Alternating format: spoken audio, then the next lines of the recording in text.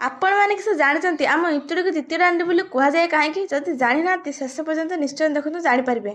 यहाँ है आम लवण सत्याग्रह स्मृति स्तंभ आ जानी जातिर पिता महात्मा गांधी माने मोहनदास करमचंद गांधी 1937 मसीह इंचुड़ी ग्राम में पाद पकईले। 14 डिसेम्बर 17 डिसेम्बर पर्यंत समय बिताई आ गांधीजी सहित आहरी 2 जन स्वाधीनता संग्रामी इंचुड़ी ग्राम को लुण मारे आसते।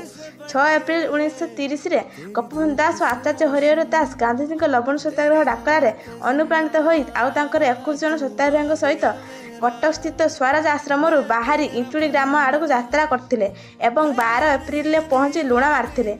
से आम इंचुड़ी को द्वितीय दांडी बोली कहुए। 2003 मसीह आम इंचुड़ी को पर्यटन स्थली भाव घोषणा कर आम ग्रामर खास कथा है समग्र देश में 1930 मसीह होता लवण सत्याग्रह प्रमुख भूमिका ग्रहण करथिला। आपण ग्राम किसी खास कथा जदि अच्छी कहे। रही जय जगन्नाथ।